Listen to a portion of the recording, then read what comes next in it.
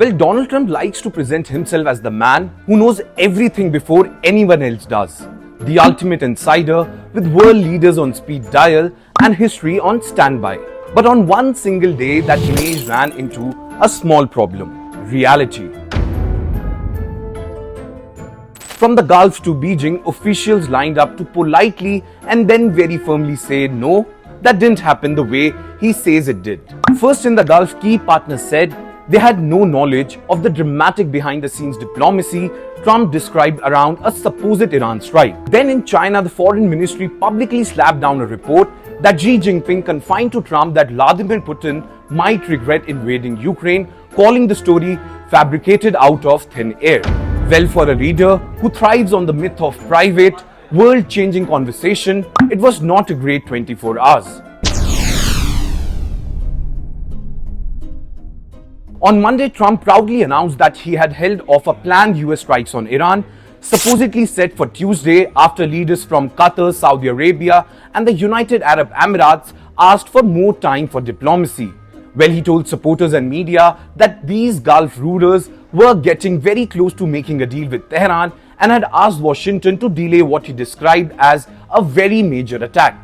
Not only this, he even named names, crediting Qatari Emir, Saudi Crown Prince, and UAE President for the last-minute appeal, as if reading out the guest list at victory party for his own restraint. The message was clear.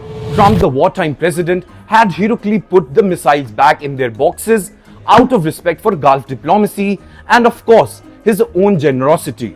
But there was only one hitch.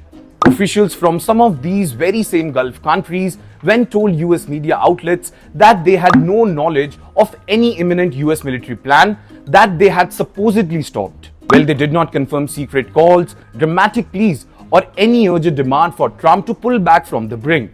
Instead, the story from the region sounded far more boring. Talks were ongoing, yes, but the Hollywood-style intervention the president described only existed in his own story. So what happened here? In Trump's version, Gulf leaders are deeply involved, whispering in his ear to pause a strike he was bravely ready to launch. But in Gulf's version, they were not even aware of a plan for tomorrow's US attack. Well, all of it seems like someone is clearly overselling their role in the script. And his name is Donald Trump.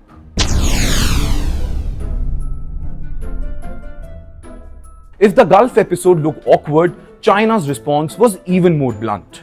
The Financial Times report that during Trump's visit to Beijing last week, Xi Jinping privately told him that Vladimir Putin might ultimately regret his 2022 invasion of Ukraine, citing unnamed sources familiar with the US assessment of the talks.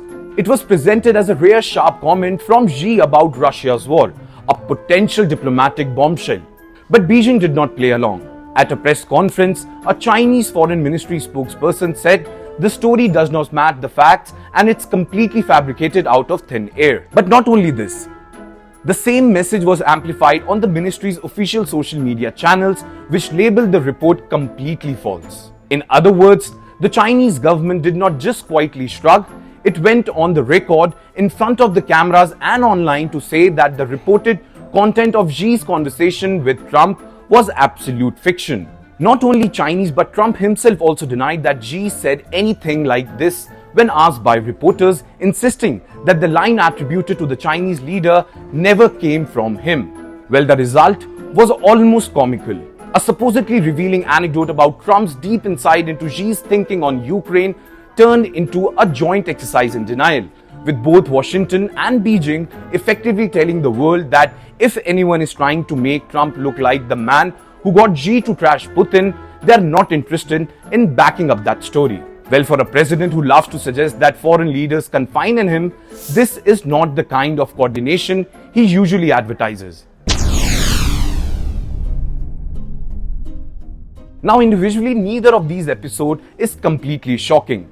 Trump has long styled himself as the ultimate deal maker and master negotiator, and that persona depends on constant stories about personal calls, last-minute interventions, and most importantly, private remarks only he can unlock and understand.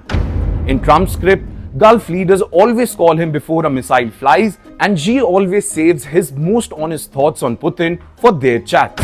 But what happened here is that the other capitals refused to stay inside Trump's script. Gulf officials quietly undercut his claim that they had urgently asked him to stop a scheduled strike on Iran, saying they had no knowledge of any such imminent military plan by the United States. On the other hand, Chinese officials loudly rejected a report that Xi had told Trump Putin might regret the Ukraine war, calling it completely false. Well, on the same day, two major regions that Trump likely to name drop, the Gulf and China, effectively told the world, we are not props in his story. For Trump, whose political brand is built on the idea that he alone has these special history-shaping conversations, the optics were absolutely brutal. In the Gulf's case, he portrays himself as the responsible commander-in-chief held back by friendly counsel, but the same friends then suggest they were not even in room for the key scene. In China's case, a story that could have made him look like the man who drew out Xi's secret doubts about Putin instead ends with Beijing publicly swatting the idea away. Well, it's no denying that in politics, leaders sometimes embellish and allies often politely look the other way. But what made this day different is that two important partners in very different parts of the world chose not to play along with Trump. They did not scream lies, but their denials and corrections did the job just as effective. And for a president who insists that everyone else is spreading fake news, being fact-checked by both the Gulf and China in the same news cycle is a particularly sharp punchline.